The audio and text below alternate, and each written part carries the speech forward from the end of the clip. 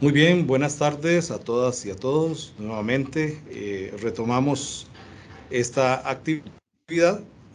Quería explicarles que vamos a tener una dinámica un poco particular en el sentido de que el agente especial supervisor Crosby va a estar haciendo su exposición en inglés. Él va a tener su micrófono apagado y la traductora Vivian Lack va a estar haciendo la labor de interpretación. Entonces, para que no se extrañen si ven al señor Crosby con voz de mujer, ¿verdad? Que no vaya a haber una confusión al respecto, ¿verdad? Este, pero importante para que todos lo tengan claro también esa dinámica. Muy bien.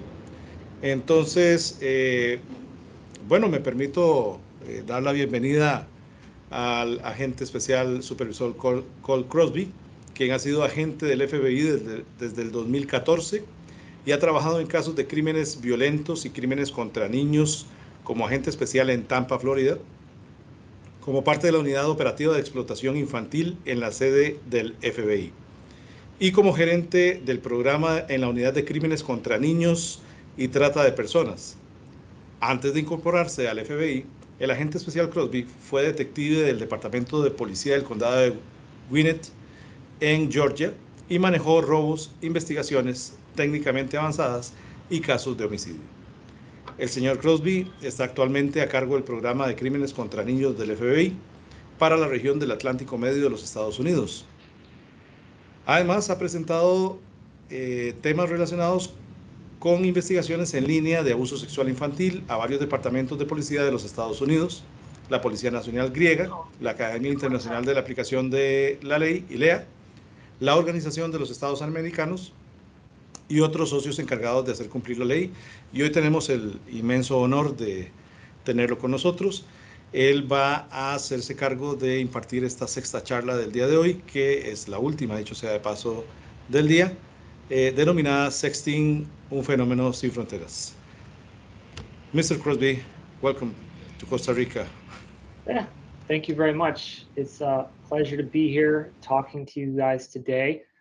Again, thanks for the patience. My Spanish isn't quite up to speed to discuss these topics in a natural tone. So let me turn on my presentation and then we will start our presentation.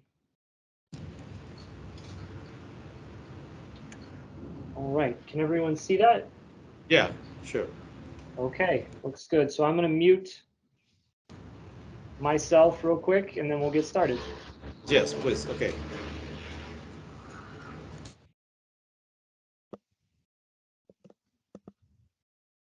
Yes.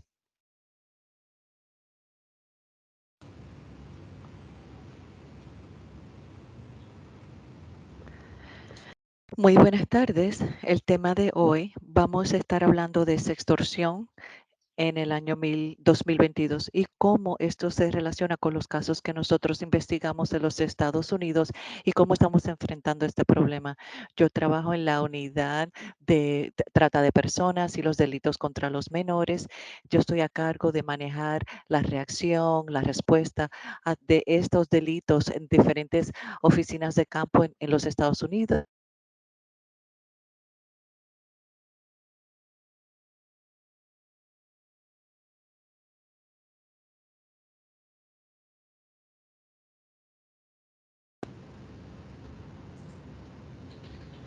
Vivian, ¿nos escucha? Okay. ¿Me escuchan? Porque me desconectó la llamada. Sí, ya la Okay. escuchamos nuevamente. Okay, mis disculpas y ahora vamos a proseguir. Sí.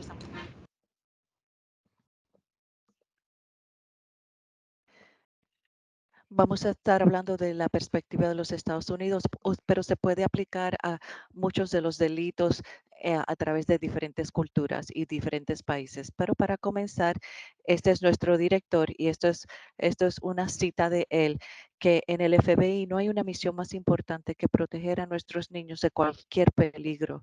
Y eso, de esa manera estamos operando, ese es nuestro enfoque de nuestras investigaciones, es proteger a los niños que serían víctimas de estos delitos. Entonces, lo que vamos a hacer hoy en día, vamos a revisar sextorsión, sexting, identificar las diferencias entre ambos. Vamos a hablar de por qué es que los niños son vulnerables. Hablamos de los sospechosos y el impacto a las víctimas y que puede ser traumático porque muchas veces, aunque no es un delito en persona, obviamente nuestra primera pregunta es, ¿qué es la sextorsión? Y eso es una palabra que tenemos aquí en Estados Unidos, que es un delito, que tiene muchas categorías de abuso, donde se usa el abuso del poder para coaccionar a las personas para que publiquen esta información sexual. Y como los métodos no son físicos, muchas veces no se ven como delitos tan atroces y es un poquito diferente de enjuiciar. Esto se hace en la Internet y es lo que estamos viendo aquí en los Estados Unidos. Esto está aumentando, está aumentando significativamente más que otros delitos y nos enfocamos de otros dos. Los actores que se enfocan en las víctimas que conocen en línea y también la coincidencia de la violencia en el noviazgo de los jóvenes donde se conocen. Donde, donde tenemos los infractores en línea, el 40% tienen alguna conexión con el infractor. Cuando hablamos de sextorsión, estamos hablando de un ciclo de comportamiento. De la manera que esto funciona es que el infractor inicia ese contacto, encuentra la víctima o están buscando en el internet o se ponen en plataformas de las redes sociales o buscan estas plataformas en websites para víctimas potenciales. A veces se enfocan en ciertas personas o a veces es aleatorio. Después que se enfocan en la víctima, usando pues los engaña, tratan de conseguir alguna imagen, alguna foto que sea algo bochornoso para la víctima y ahí es que empieza la extorsión.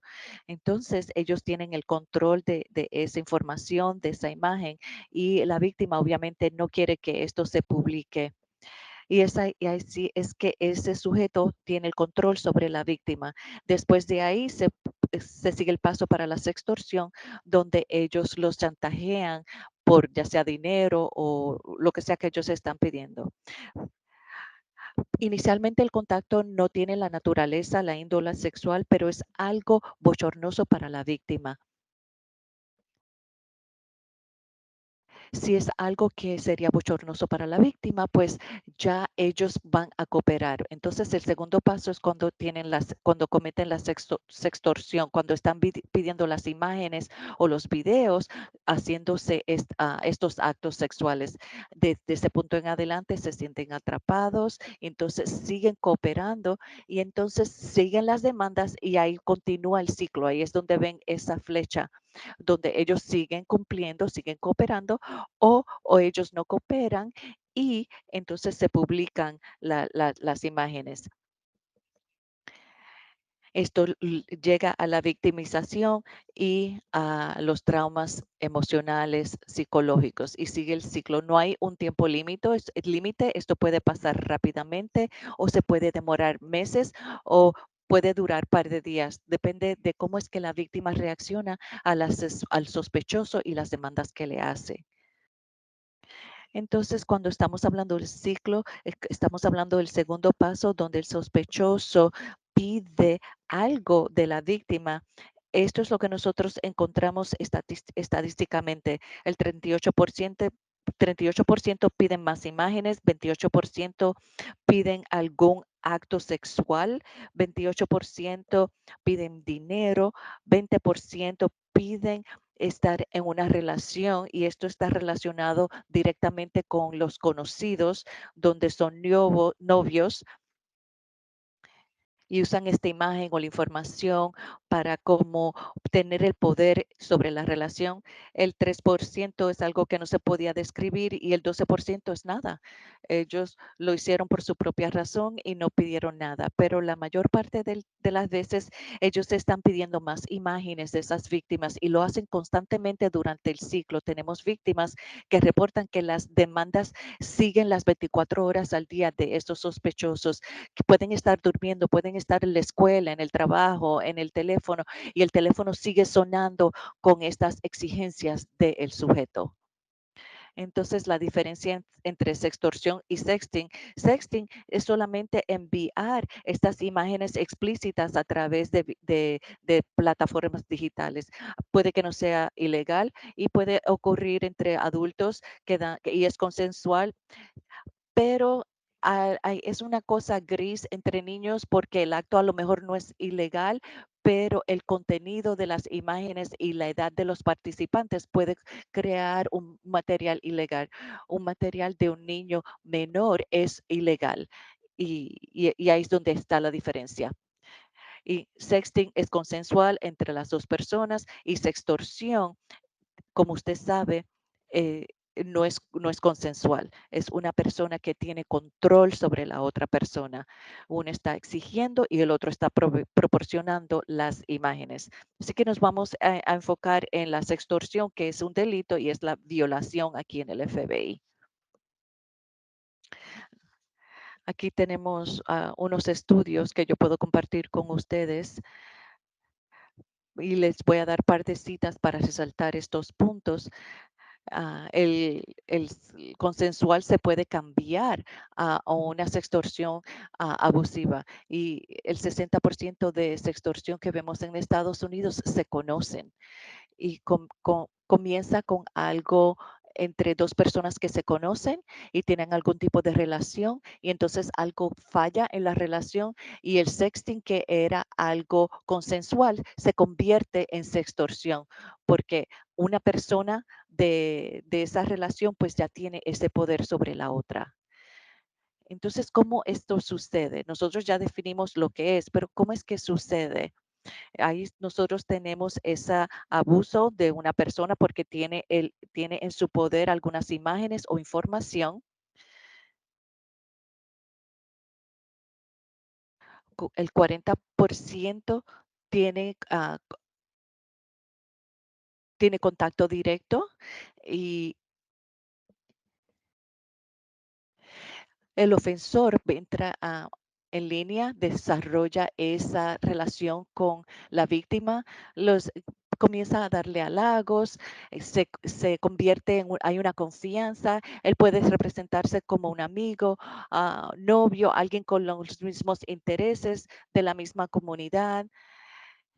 Hay muchas posibilidades de que el ofensor se puede hacer pasar. Él le promete que hay reciprocidad. Por ejemplo, si tú me mandas una foto, yo te voy a mandar una foto, pero tú me mandas una foto primero. Y tan pronto esa primera foto se recibe por el ofensor, eso es lo único que ellos necesitan. Entonces ya se cambia la relación. Entonces ahí él se puede exponer como el predador, como el ofensor. Después de eso sigue ese comportamiento de grooming, de captación. Él pasa el tiempo con la víctima, acercándose, estableciendo esa relación para que haya esa confianza y pues, se sienta cómodo compartiendo esas imágenes con el infractor.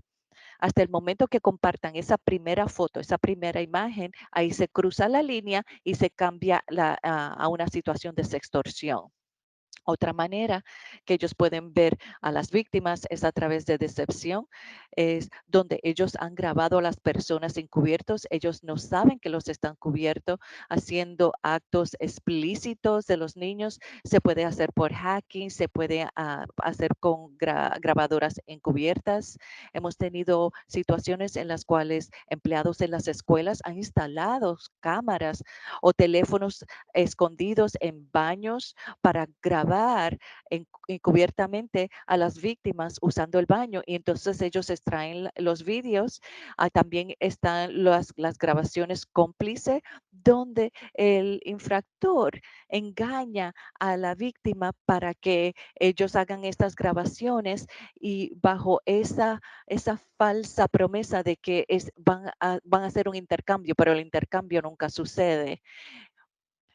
Entonces, la decepción esa es porque ellos se creen que son amigos en línea, pero entonces cambia la relación rápidamente una vez intercambian las imágenes.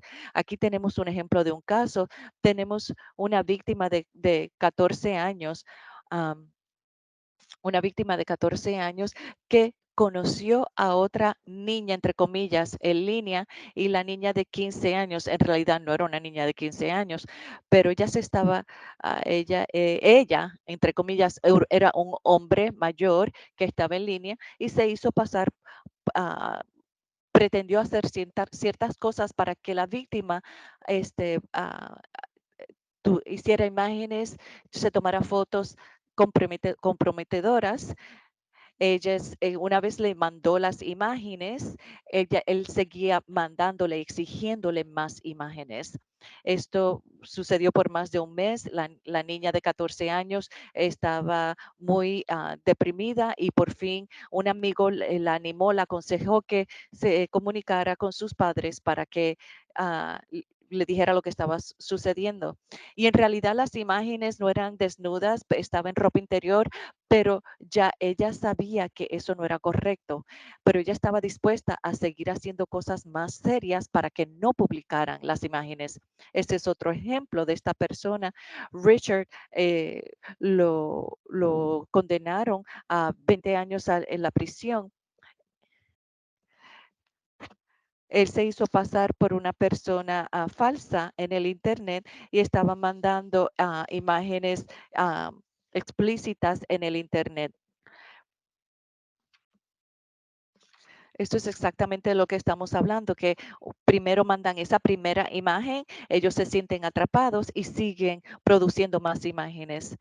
Cuando estamos hablando de los cargos de pornografía infantil, esos son los cargos que se le presentan a las personas porque ellos están forzando a las víctimas que hagan estas imágenes de ellos mismos y ellos produzcan esas imágenes. Es un delito muy serio que tiene un mínimo de 10 años de condena o aún más, dependiendo de la situación, porque estas personas no solamente paran con una víctima, ellos tienen varias víctimas a la misma vez o consecutivamente. Una condena de 10 años por cada víctima, y si tienes 10 víctimas, pues ya tenemos 100 años de condena, así que se puede multiplicar la condena rápidamente si tienen víctimas múltiples. Hacking es otra manera de donde se pueden ubicar las víctimas. Esto se usa casi siempre en los programas maliciosos que se instalan en las computadoras y tienen acceso entonces de todos los archivos de las víctimas. Nosotros vemos esto donde si tienen algunas contraseñas que no son muy seguras o pueden explotar los perfiles de las víctimas. Aquí tenemos otro ejemplo. Esta persona era un estudiante de universidad, lo arrestaron en cargos federales.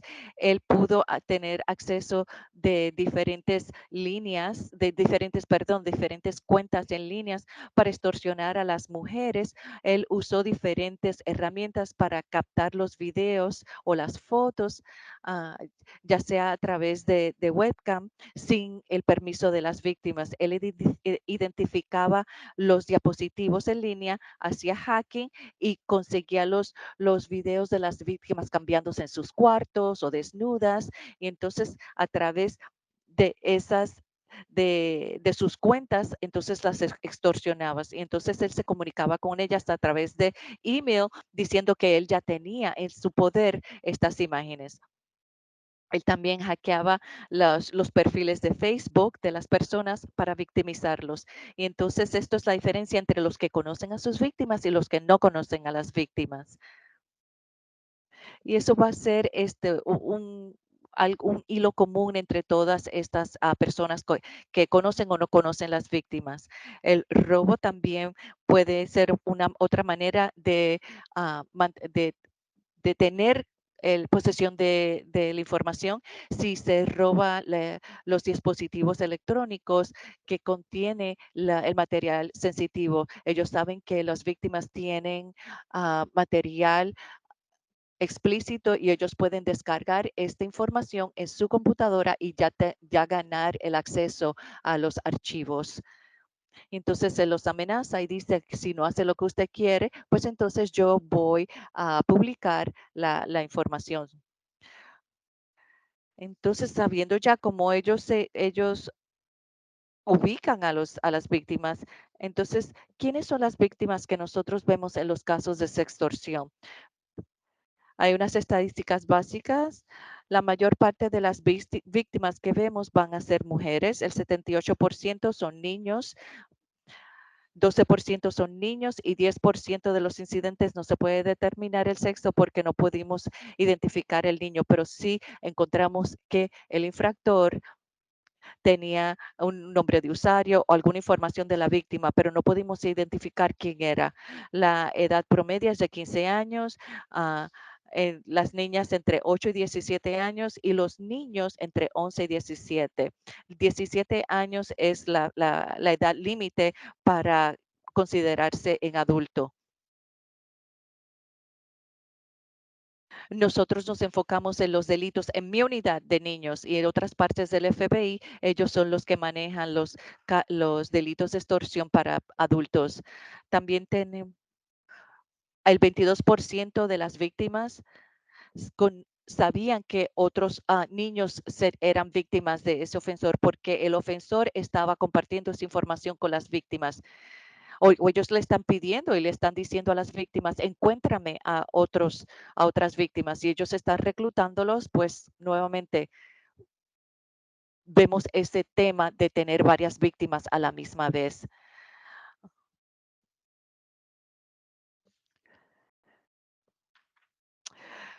Estas víctimas que son menores de edad lo más seguro es que van a compartir estas imágenes voluntariamente y los adultos pueden perder el control de sus imágenes a través de hacking. Yo creo que la mayor parte de estos niños los engañan para compartir esta información.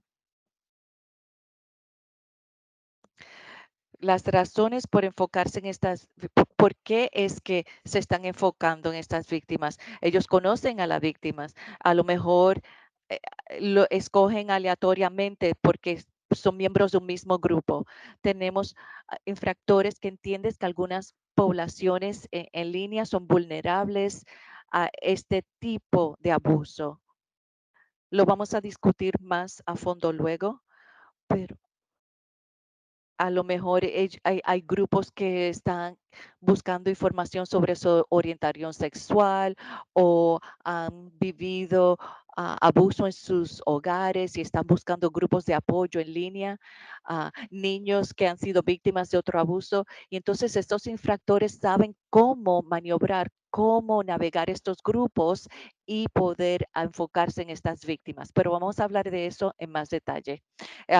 Se enfocan en ellos porque lo piden. A lo mejor ellos se conocen en línea y ellos hacen anuncios en línea y se comunican entre ellos, entre los ofensores, a ver si ellos conocen a otras víctimas que ellos pueden victimizar. Muchos de ellos lo hacen por dinero, muchos lo hacen a través de Bitcoin o muchos de ellos lo hacen para compartir la información. Tenemos los infractores que prefieren a niños menores. Ah, Quizás ellos son amigos con alguien que prefiere a niñas jóvenes y yo sé que este otro infractor le gusta abusar de niños menores, así que ellos comparten esa información. Mira, yo consigo información de una niña y te puedo intercambiar mis imágenes. Así que estos grupos existen y ellos se pueden enfocar a ciertas víctimas en particular. En muchos de mis casos, yo he visto esos chats, ellos comunicándose para intercambiar las imágenes y muchas veces son completamente al azar. Ellos están buscando constantemente a víctimas en diferentes plataformas o en diferentes redes. Siempre están buscando a ver quién puede ser una víctima potencial. Esta es una encuesta de la juventud de Estados Unidos que la mayor parte de las víctimas de sextorsión inicialmente proporcionaron las imágenes voluntariamente. Tenemos otro estudio que dice que el 75% de las víctimas admitieron a vender estas imágenes explícitas a otra persona. Esto quiere decir que por lo menos el 25% de las víctimas no lo hicieron voluntariamente, que de alguna manera consiguieron estas imágenes ilegalmente. Así que la mayor parte de las víctimas en estos casos, inicialmente ellos estuvieron de acuerdo a iniciar conversación, ya sea por engaño, ya sea porque no entendían lo que estaba sucediendo, pero inicialmente lo hacen voluntariamente, pero entonces se encuentran atrapados en este ciclo de sextorsión. Thorn hizo es una compañía aquí en Estados Unidos sin lucros que nos ayuda para rastrear estas tendencias en línea de trata de personas, de abuso de niños, para tratar de prevenirlo con información. Entonces, en una encuesta de 2017 con 2.997 participantes, el 25% de los participantes eran de 13 años o menores y las víctimas menores, tienen pueden ser las víctimas de sextorsión de un desconocido, el 60%, pero el 57% de los adolescentes entre 14 y 13 años, lo más seguro es que conozcan al actor.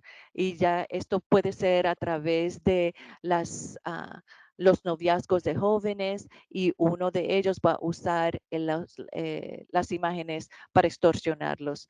Y el 60% de las víctimas los amenazan dentro de 2 semanas de conocerlos. Así que esto pasa rápidamente. Dentro de 2 semanas ya están atrapados para producir más material. Y esto pasa mucho más rápido de algunas ofensas sexuales de otra índole, porque se puede tomar meses y años para hacer ese grooming de la víctima. Aquí hay más estadísticas de esta encuesta del 2017. Cada 4 víctimas tenían 13 años o menos. 2 y 3 de las víctimas eran mujeres, niñas, y las habían amenazado, antes de los 16 años. 47% de las víctimas recibían estas amenazas a diario.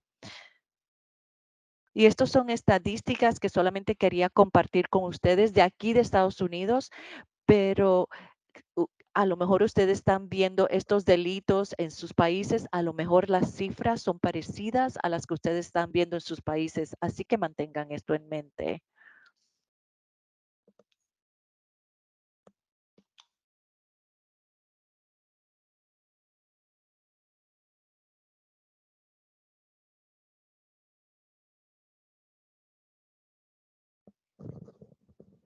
Si me permiten un momento para cambiar de intérprete.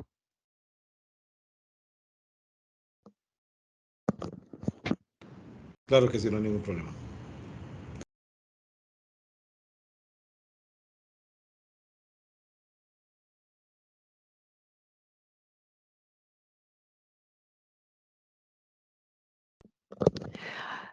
Si pueden activar el micrófono de Sharina Archambault, ella va a ser la próxima intérprete.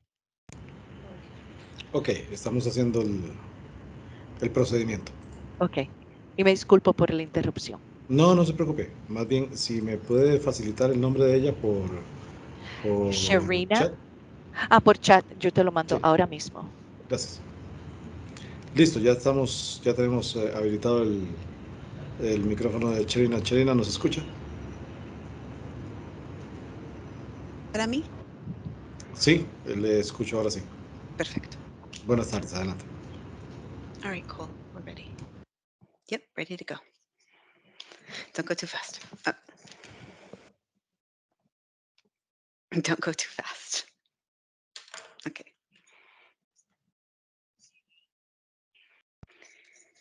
62% de las víctimas acataron las demandas en hacer un intento de hacer que pararan las amenazas y 68% reportaron que las amenazas se hicieron más frecuentes una vez que acataron las demandas. Lo que se ve aquí es que una vez que las víctimas cayeron en la trampa, era muy difícil salir de ellas y los perpetuadores no paran.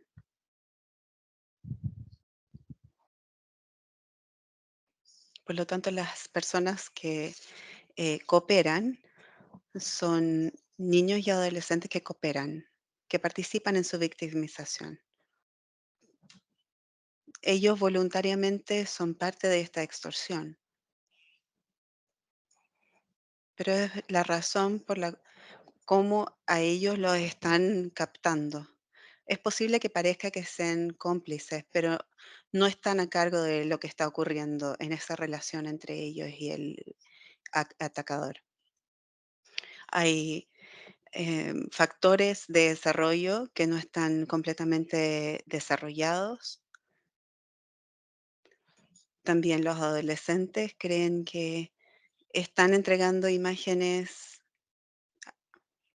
pero no entienden claramente a quiénes les están entregando esas imágenes. Esa falta de entendimiento, ellos no sienten que pueden contarle a alguien porque les da vergüenza. No creen que son víctimas. Se sienten avergonzados y obviamente que pasa mucho tiempo. Algunas de las víctimas no quieren admitir que son víctimas y por lo tanto dejan que esto ocurra por más tiempo todavía. Esto depende mucho de cómo ellos lo procesan mentalmente y depende mucho de ese proceso de desarrollo como adolescente. Normalmente la edad de los 15, 17 es lo que estamos viendo en cuanto a esta víctima. Su desarrollo emocional, su desarrollo cognitivo, su desarrollo sexual. A esta edad es muy difícil que ellos puedan procesar claramente lo que están pensando.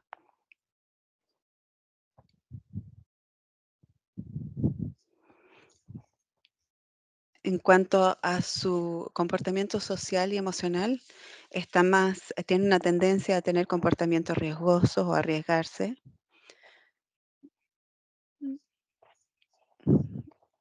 Ellos piensan que mandar un video o una imagen en desnudo no es tan terrible, no pueden entender la consecuencia de lo que están haciendo.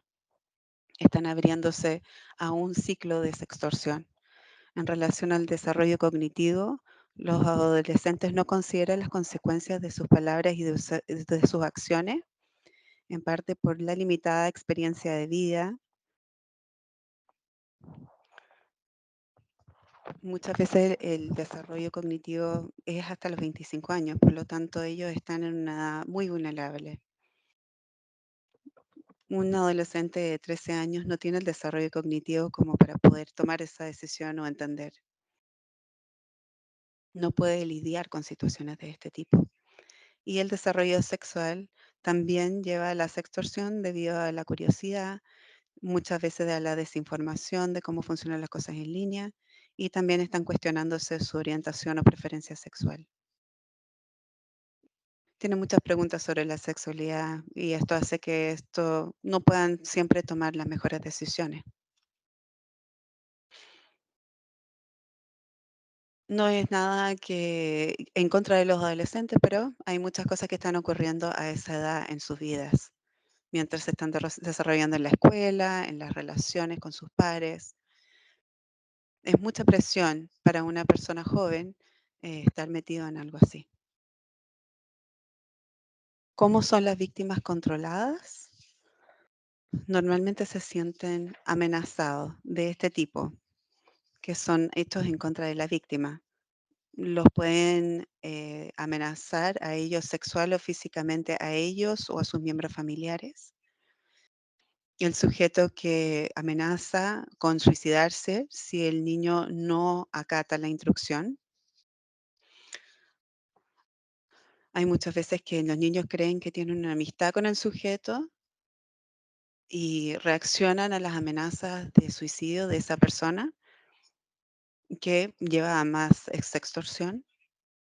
A veces crean un perfil falso y muestran información o imágenes con contenido sexual. Ellos van creando esa información para crear un miedo en los niños. Estas son todas amenazas que hemos visto en contra de los niños. Pueden probar todas estas hasta que encuentren una que funcione con una víctima en particular. En términos de amenazas específicos, una de las más ocupadas más frecuentemente son enviar imágenes o amenazar con enviar imágenes a la familia o los amigos o publicarlos en los medios sociales. Piden las claves, piden la información para poder acceder a la información. Y en 71% de los casos reportados, el actor amenazó con publicar el contenido que fue adquirido online. 29% de los casos, el actor amenazó con publicar contenido que habían adquirido específicamente a los familiares y a los amigos. Cuando imágenes abusivas son distribuidas a los pares, esas imágenes muchas veces llevan al bullying en el colegio y mucha frustración, mucho trauma a la víctima. Aquí yo sentía que quería bloquearlo otra vez solo para poder distanciarme, pero sabía que no podía porque él solo me volvía a agregar. Muchas de estas víctimas sienten que no pueden salirse de los medios sociales, no pueden dejar de utilizar los medios sociales. No quieren decirle a las demás personas que están metidos en este ciclo de victimización y de acoso. Por lo tanto, mantienen sus redes sociales, tratan de bloquear a esta persona, pero esta persona vuelve. Y porque simplemente no son capaces de distanciarse de esas redes sociales. El impacto en las víctimas, muchas veces se retraen o se aíslan de sus familiares, tienen mucha ansiedad, trauma, mucho bullying, aumento de suicidio, deserción de la escuela. Ellos creen que ellos van a ser cargados o creen que van a ser delincuentes sexuales ellos mismos porque entregaron esa imagen en desnudo. También se aíslan y tienen mucha desesperanza y esta absorción puede durar por muchos años, por lo tanto puede tener un impacto severo en su futuro. Este es el tipo de cosa que nosotros ayudamos a las víctimas una vez que ellos viven este tipo de situaciones. Aquí en Estados Unidos el suicidio aquí en Estados Unidos es la segunda causa de muerte en edades de 15 a 24. Los adolescentes se suicidan típicamente por un sentimiento de desesperanza, se sienten atrapados por una situación donde no pueden salir, sienten el rechazo o la culpabilidad. Muchas veces los adolescentes que intentan suicidarse en el pasado son proclives a intentarlo de nuevo. Normalmente ocurre que se suicidan dentro de 24 horas de una demanda del predator. Este parece que fuera un problema pequeño para nosotros, pero es un problema terrible para ellos.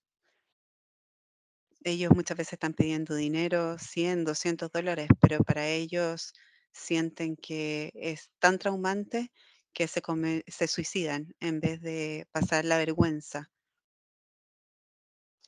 Sienten que la vergüenza sería invivible el poder si esas imágenes se publicaran. Aquí también me hizo sentir inútil, todos en el colegio me etiquetaron de puta basada en momentos de debilidad e hizo que me deprimiera mucho. Honestamente pensé que suicidarme sería la solución por un tiempo. Esta es una niña de 14 años y esto era lo que ella pensaba. Fue tanto el trauma que ella pensó que la única solución que tenía era suicidarse. Mentalmente es un trauma terrible para estas víctimas. Las carac- Hablamos un poco sobre las víctimas, hablemos ahora sobre los actores, los infractores. En nuestra investigación aquí en Estados Unidos, lo que nosotros hemos encontrado en nuestros departamentos que investigan, podemos encontrar que pasan tanto como 6 horas al día buscando o seleccionando sus víctimas. Tienen una cantidad importante de niños en su lista de contactos, mantienen notas detalladas con respecto a estas víctimas o sus contactos. Ellos mantienen notas con cuáles son las amenazas que han funcionado con cada uno de ellos y obligan a los niños a victimizarse a sí mismos.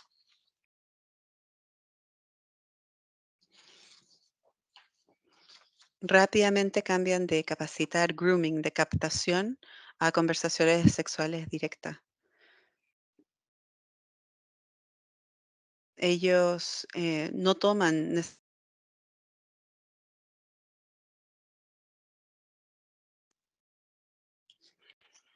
ellos se saltan toda esa toma de tiempo de tratar de convencer a alguien. Muchas veces en menos de 30 minutos ya los han convencido. Si el niño no responde a las amenazas iniciales, ellos normalmente van y buscan a otro niño, porque encuentran a otro niño que sí lo haría.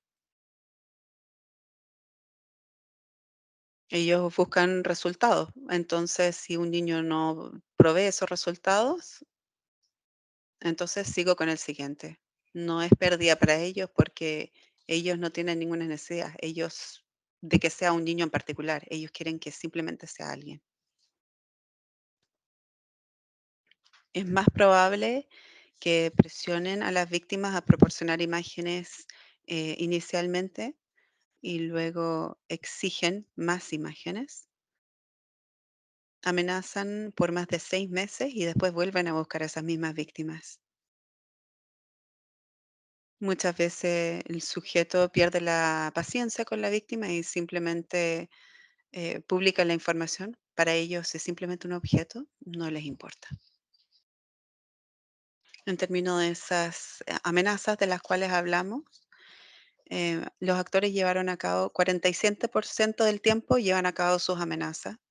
El 72% acosaban a sus víctimas en línea, 49% exponían fotos de víctimas a familiares y amigos, 38% publicaba imágenes de víctimas, 43% acosan a las víctimas en persona, 42% causaban problemas para la víctima en la escuela y el 33% cometía o intentaba atacar física o sexualmente a la víctima. No estamos hablando de 1 o 2% de nuestros actores e infractores, estamos hablando de porcentajes bastante altos. 40 y tanto por ciento de las personas vuelven a buscar a la misma víctima. Es algo que tomamos muy seriamente. Aquí tenemos un caso, este fue un caso de Miami. Teníamos a este hombre, Joseph Isaiah Woodson. Él se metía o hackeaba las cuentas de Snapchat y tomaba control sobre las cuentas y ocupaba ese tipo de extorsión para lograr que las víctimas le entregaran fotos específicamente. Él trataba con personas que estaban fuera de los Estados Unidos y las exigencias aumentaron rápidamente. La lista de cientos de nombres de usuarios de posibles víctimas. Él pedía que las víctimas entregaran imágenes como estas y no los dejaba tranquilos, estaba constantemente acosándolos. Y luego cumplía con las amenazas, llevó a varias de las víctimas casi al suicidio. Aquí él tomó el control sobre una cuenta de Instagram y publicó estas fotografías.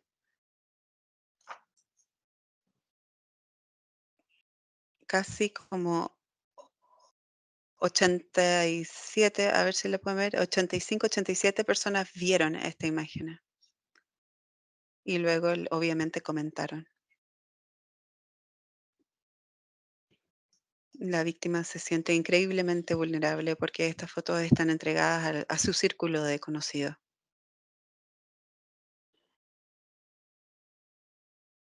Los padres decían que ella se aisló, que se puso más calladita, que no hablaba y no sabían por qué. Después de que arrestamos al señor Woodson, nosotros encontramos y enviamos a un agente para que hablara con ella. Y ahí a los padres se les contactó y se les avisó de lo que había ocurrido para que ellos supieran exactamente. Y que él había sido arrestado y que ya no la iba a poder molestar más. Había más de 100 víctimas identificadas que fueron entrevistadas y fue sentenciado a más de 50 años en prisión federal. Probablemente no va a salir hasta que sea un hombre muy, muy mayor. Las consideraciones para proteger a estos jóvenes. La comunicación y el conocimiento es lo más importante. Creo que debe ser lo que ya han hablado en esta conferencia, pero entender que las aplicaciones que usan sus hijos, asegúrese que hablen con usted, eh, que, que hablen sobre las cosas que ellos están experimentando o lo que ven en línea. ¿Qué es lo que le tienen que decir a sus hijos?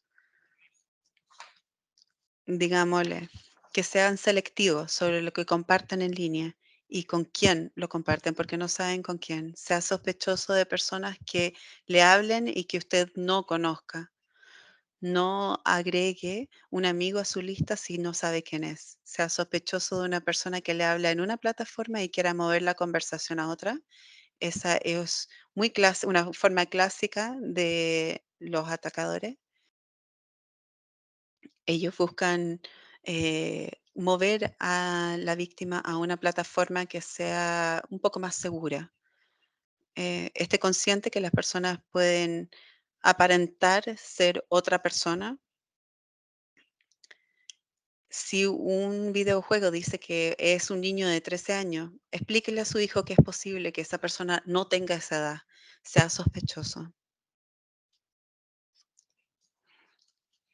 Establezca reglas, que los amigos en línea tienen que ser personas que han conocido previamente. Revise al azar el teléfono de su hijo. Limite el acceso de contacto en la casa de Wi-Fi después de ciertas horas. Apague su router si es necesario.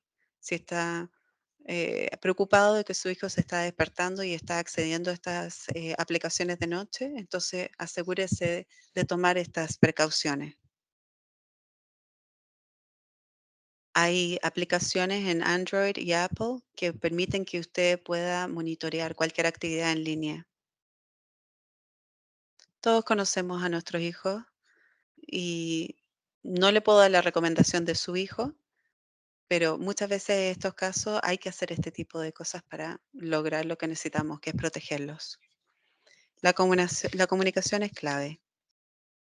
Si ellos están asustados de hablar con usted o con alguien que los cuide o una persona en quien confíen sobre lo que están ocurriendo, ellos serán continuamente victimizados por meses y es posible que lleguen a dañarse o se suiciden. Asegúrese de que puedan hablar con usted o con alguien en quien confíen. Así comienzan estos casos. Hay un niño que está en línea, que está siendo victimizado y basta con un niño que tenga conexión con un padre o con una persona y dice algo, mira, yo fui víctima de esto, siento que esto es un problema que tenemos que hablar con la policía. Y basta con esa víctima y encontramos, porque podemos arrestar, podemos encontrar a las demás víctimas. Y luego le podemos entregar la ayuda y los servicios a todas las víctimas para que no sean más víctimas de ese tipo de abuso. Basta con esa víctima, una de esas víctimas que tenga esa confianza y que pueda conversar con alguien en quien confíe. Me siento aliviada y abrumada. Es bueno sacarme esto de encima. También estoy contenta de saber que él está en la cárcel ahora. Esta niña de 14 años que tuvo que lidiar con esta situación. Y aún ella a los 14 años entiende que ahora ella puede seguir adelante sin el miedo de tener a esa persona que está abusando, que está exigiendo, que está demandando. Esto es muy importante. Creo que estoy bien de tiempo. ¿Tienen alguna pregunta? Sí, correcto. A ver si Vamos a tienen ver. alguna pregunta. Sí. Nos plantea PFA Moreno, dice, si mediante Interpol, canal internacional, toman conocimiento que hay un groomer de Estados Unidos acosando a un menor de edad de otro país, con un informe de la red social ubicando la IP de conexión en ese país y adjuntando solo captura de pantallas de la conversación donde se lee el acoso sexual, ¿alcanza esto para que se investigue y apresen al delincuente sexual Yeah. o debe canalizarse por otro canal diplomático? Okay. So Se I lo think repito nuevamente. Cole, can you hear me? Can you hear me? Okay. So with Interpol, if there is someone in the United States, you can't hear me on WhatsApp? Okay. Can you hear me now on WhatsApp?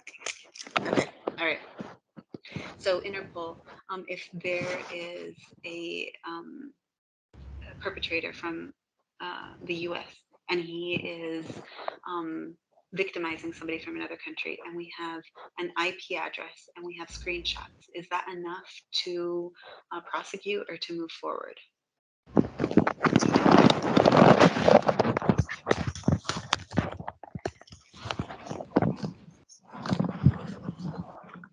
Okay. ¿Sí me escucha? Sí, correcto. Sí. Ok. Sí, sería posible con esa información para, como usted dice, con el IP y la captura de pantalla, sí sería suficiente como para que nosotros pudiéramos presentar cargos o por lo menos que pudiéramos continuar con una investigación. Perfecto, excelente, muchas gracias. Tenemos también otra pregunta de Marta María Artavia Alpizar. Dice, una consulta.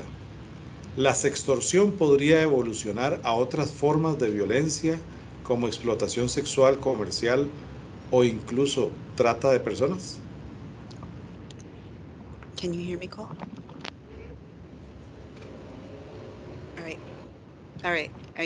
You can hear me. Good. Can the sextortion actually move into other types of abusive offenses, and can it actually end up becoming human trafficking?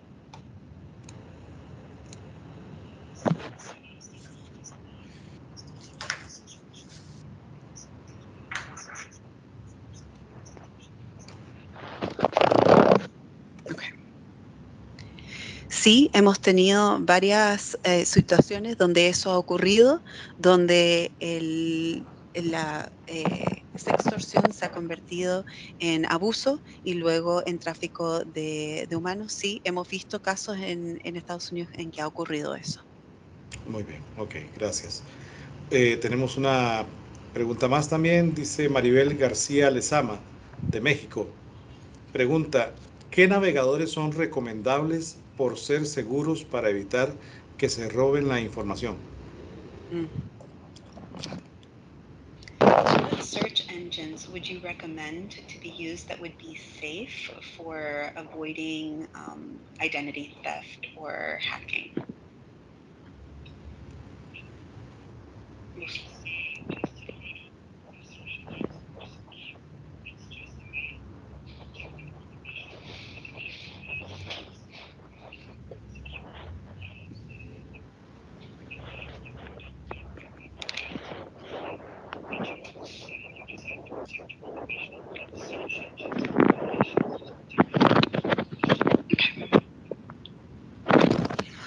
No son tanto los navegadores, sino que más bien es asegurarse de proteger la información personal, asegurarse de proteger las claves, asegurarse también de que si hay algún perfil que no esté activo, que lo cierren o que lo eliminen para que no esté abierto y flotando de alguna manera poco supervisada. Muy bien. Y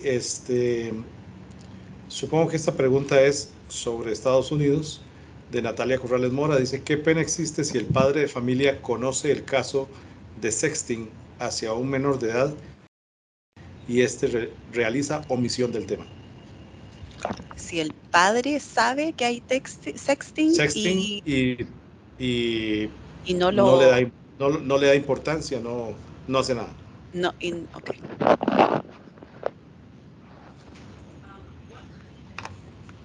Or is there a charge that can be placed on a father who knows that sexting is happening but doesn't report it or does not give it the importance that it has?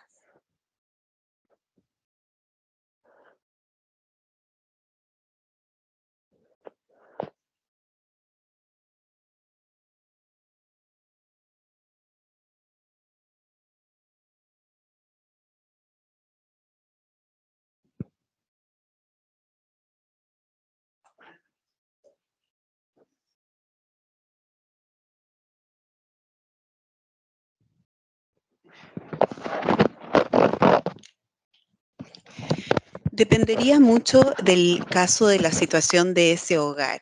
Si es que hay un neglect,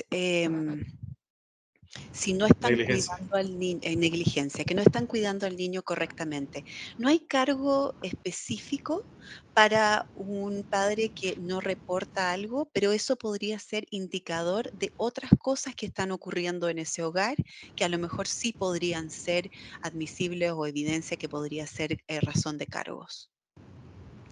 Ok, perfecto. Tenemos más preguntas, pero se le harán llegar por correo electrónico a Cole para que él pueda Perfecto. Le voy a... responderlas. Sí, por favor. There are other questions, but they would like to send those to you via email so that they can get maybe a response directly from you. Sí, ok, ¿está bien? Ok.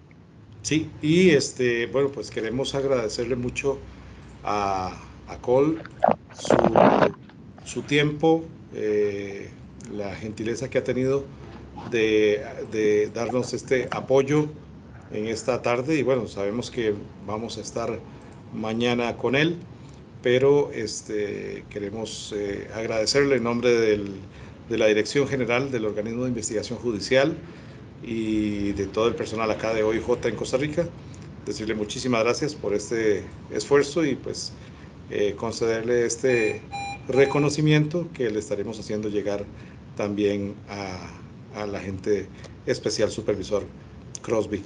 De verdad, muchísimas gracias y bueno, tenemos la fortuna de saber que lo tendremos mañana con nosotros.